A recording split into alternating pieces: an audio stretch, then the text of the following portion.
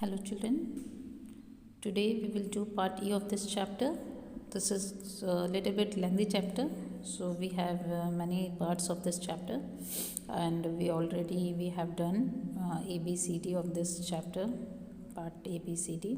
Now today part E. In today's video we will learn about the wildlife resources. In our previous video we read about mineral sources and natural resources. Now today आज हम wild life resources करेंगे कि जंगलों से जो है हमें क्या साधन मिलते हैं या रिसोर्सेस जिसे कहा जाता है. The wild life of India is different and varied. ठीक है, वाइल्ड लाइफ जो है इंडिया का वो बहुत ही डिफरेंट है, वेरिएड है, बहुत सारे टाइप्स हैं इसके. Different species of bird and animal from all over the world are there in India.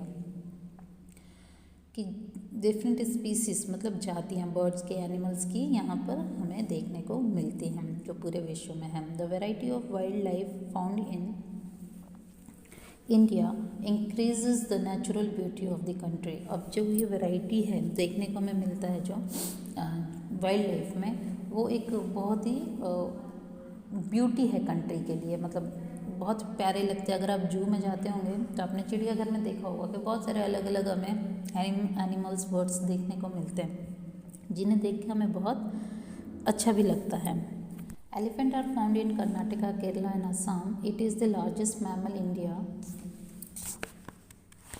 of India. They are used to carry wood and other goods from one place to another forest. ठीक है, elephant जो है ये कर्नाटका, केरल और आसाम में हमें ज़्यादा देखने को मिलेगा.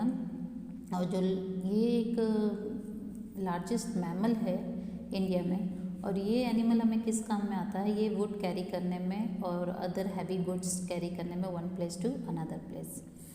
The one horn rhinoceros found in India is a unique animal. One horn, एक सींग वाला जो राइनासोर है इंडिया में देखने को मिलता है. They are found in marshy area of Assam and West Bengal. तो ये कहाँ हम देखने को मिलेगा, असम एंड वेस्ट बंगाल में. The wild ass is found in the Rann of Kutch and the camels in the desert area. Wild ass, Rann of Kutch and camels in desert area means Rajasthan. Both lions and tigers are found in India. Asiatic lion are found in the Gir forest of Gujarat. ठीक है, lion भी हैं India में, tigers भी हैं, और जो lion है वो कहाँ पे देखने को ज़्यादा मिलेंगे, गुजरात के गिर फॉरेस्ट में. The tiger of West Bengal, royal Bengal tigers are one of the 8 species of the world.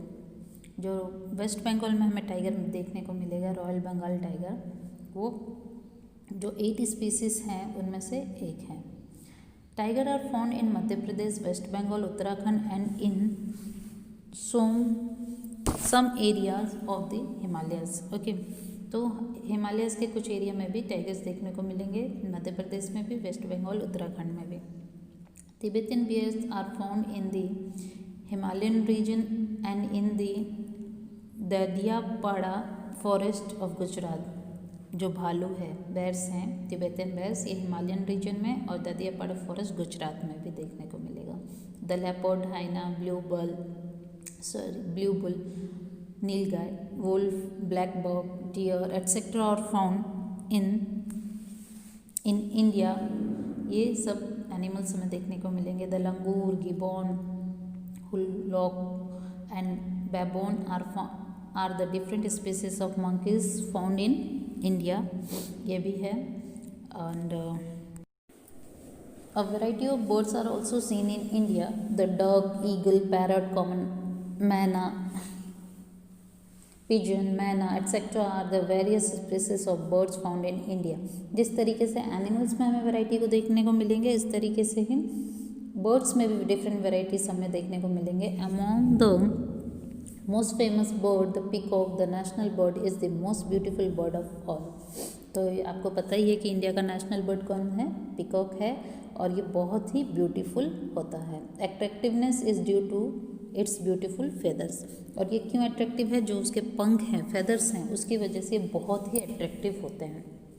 बहुत अच्छा लगता है देख के, दिल खुश हो जाता है, मतलब इतना मज़ा आता है ना देख के कि ऐसा लगता है बस हमें हम देखते रहे। आई होप कि आप सब लोगों ने लाइवली उसे देखा होगा पीकॉक को। Cranes 1.5 meters tall and the great Indian bustard Ghorad, which is the heaviest bird of India, are the other attractive bird of India. ये भी क्रैनेस और ग्रेट इंडियन बस्टर्ड देखने को मिलते हैं। द रडी शेल्डक ले the eggs in the sand of the Rann of Kutch. The Koilade Bird Sanctuary of Rajasthan, the world's biggest sanctuary, where almost 2.5 lakh birds are found. The Nal Sarovar of Gujarat is famous for birds which migrate from all over the world. Nal Sarovar में बहुत सारे birds आपको देखने को मिलेंगे जो different part से migrate होके यहाँ आते हैं। जिस तरीके से एनिमल्स में भी बहुत सारी वैरायटीज़ है, उसी तरीके से बर्ड्स में भी बहुत सारी वैरायटीज़ हमें देखने को मिलेगी। Fish of various kind like the mackerel, lobster, Bombay duck, pomfret, herring, salmon, shark, dolphin, etc. are found in the eastern and western sea coast of India। तो उसी तरीके से एक्वेटिक एनिमल में फ़िश की भी बहुत सारी वैरायटीज़ हमें इंडिया में देखने को मिलेगी। तो ये हम वाइल्ड लाइफ में बहुत सारी वैरायटीज़ देखने को इंडिया में मिलता है। तो ये वाइल्ड लाइफ रिसोर्सेस है, मतलब डिफरेंट एनिमल्स डिफरेंट वर्क में हमें यूज़फुल होते हैं, कुछ डेंजर्स भी होते हैं। Now sanctuaries of India. Sanctuaries there are 490 sanctuaries and 89 national park in India. तो कुछ हम सेंचुरीज अभ्यारण्य जिसमें एनिमल्स पाए जाते हैं, जो जंगल होते हैं, उसके बारे में देखेंगे। जैसे कि काजीरंगा, ये कहाँ पर हमें देखने को मिले? काजीरंगा नेशनल पार्क कहाँ पर है? असम। यहाँ पे हमें कौन से बर्ड्स और एनिमल्स देखने को मिलेंगे? Hippopotamus, wild buffalo, deer. Now Rann of Thar Rajasthan, wolf of Rann, cat of Rann, great Indian bustard. Kanha national park Madhya Pradesh, tiger और stag. Gir national sanctuary Gujarat, lion, leopard, cheetah. Velavadar national park Gujarat. Keoladeo national park Rajasthan. Bandipur national park Karnataka. Dachigam national park Jammu Kashmir. Corbett national park Uttarakhand. तो यहाँ पे देखिए वेलावदर में कौन से animals देखने को मिलेंगे? Black buck, Khadmor, wolf, blue whale. And Keoladeo उसमें various birds. Bandipur national park, it is in Karnataka, and we will see elephants, bear, pig, wildcat in this national park. Darjeeling situated in Jammu Kashmir, musk deer, Corbett Uttarakhand, lion, elephant, leopard and deer. Now preservation and conservation of natural resources, कि हम कैसे इसको बचा सकते हैं, कैसे इसको संभाल सकते हैं। Water is an important natural resources. Merely 2.2% of water on the earth is suitable for human consumption. कि वाटर जो है बहुत ही इम्पॉर्टेंट रिसोर्स है, नेचुरल रिसोर्स है, और जितना भी वाटर अर्थ पर है उसका ओनली 2% वाटर ही हम यूज़ कर पाते हैं। Polluted and poisonous water release from industries are rapidly polluting the underground water. और जो लगातार ये polluted water, poisonous water release हो रहा है इंडस्ट्रीज से, वो अंडरग्राउंड वाटर को भी पॉल्यूट कर रहा है। This is posing a tremendous danger for all life form as well as the environment. तो ये एक इंडिकेशन है कि बताया जा रहा है कि ये मतलब बहुत ही गंभीर डेंजर लाइफ के लिए है, किसी भी वाइल्ड लाइफ हो या फिर ह्यूमन लाइफ हो, और ये एनवायरनमेंट को भी बहुत ही ज़्यादा पोल्यूट करता है, हार्म करता है। Thus, alternatives mean to reuse polluted water must be discovered.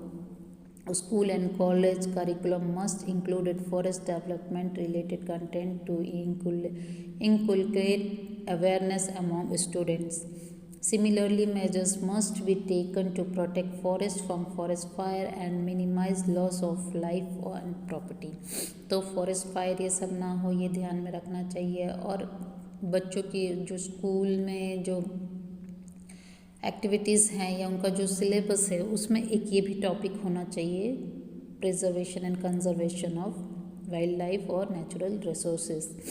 तो जितना भी हो सके अल्टरनेटिव यूजेस हों तो हमें वो ज़्यादा से ज़्यादा यूज़ करना चाहिए। कोशिश करनी चाहिए कि वाटर को रिसाइकिल करके फिर से जर्म्स फ्री करके यूज़ करें। ऐसा कुछ मेथड सिस्टम डिस्कवर्ड होना चाहिए।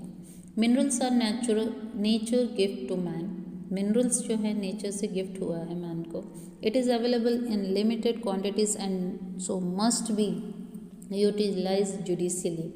अब ये जो क्वांटिटी है इसकी बहुत मात्रा कम है, तो इसलिए हमें कोशिश करनी चाहिए कि मतलब जितना हो सके हम कम यूज़ करें, जितनी ज़रूरत हो उतना ही यूज़ करें, वेस्ट ना करें। Okay, alternative means to conserve and preserve mineral must be found. और ये जो मिनरल्स हैं इनका अल्टरनेटिव जो भी हो कि हम मिनरल इसकी जगह ये यूज़ करें तो ज़्यादा कंफर्टेबल रहेगा या सेव होगा, ये हमें यूज़ करना चाहिए या कुछ डिस्कवर करना चाहिए। Motivation should be provide to reuse mineral repeatedly. तो ये मोटिवेशन लोगों को देना चाहिए कि मिनरल्स को हो सके ज़्यादा से ज़्यादा मतलब बार बार यूज़ करो, रिपीट कर करके। ये नहीं कि एक बार यूज़ किया और थ्रो कर दिया, नहीं, उसका हो सके तो रीयूज़ करो, रिसाइकिल करो। Continuous deforestation has endangered many species of wild life. ठीक है, डिफॉरेस्टेशन की वजह से वाइल्ड लाइफ बहुत डेंजर में है। In fact certain species are extinct in some forest area. कुछ एनिमल्स तो ऐसे हैं कि वो मतलब गायब से हो गए हैं वाइल्ड लाइफ के डिफॉरेस्टेशन की वजह से। Birds and animals are poached for their skin, feathers, bones, horns, teeth and even meat. ठीक है, इन सब चीज़ों के लिए कई बार तो हंट किया जाता है एनिमल्स का, बर्ड्स का। Illegal and merciless killing of wild life must be control. ये जो हंटिंग है इसको कंट्रोल करवाना है कि मतलब इस तरीके से जानवरों को हंट ना किया जाए। Citizens must be aware of the importance of wild life. Citizens, लोगों को पता होना चाहिए वाइल्ड लाइफ की इम्पोर्टेंस का। Correct information about the environment, forest, flora and fauna should be provided to people. Sanctuaries and national parks should be developed. जितना ज़्यादा हो सके सेंचुरीज, नेशनल पार्क को डेवलप किया जाए, उनको प्रोटेक्ट किया जाए। लोगों को पता होना चाहिए इन सब की इम्पोर्टेंस का, उनको नॉलेज प्रोवाइड करवानी है लोगों को, और ज़्यादा से ज़्यादा हमें इनको हार्म नहीं करना है, हंट नहीं करना है। ठीक है, यही एक मैसेज देना है सबको। तो स्टूडेंट्स, यहाँ पे हमारे चैप्टर कंप्लीट होता है। आई होप कि आप लोग अच्छे से चैप्टर समझ गए होंगे।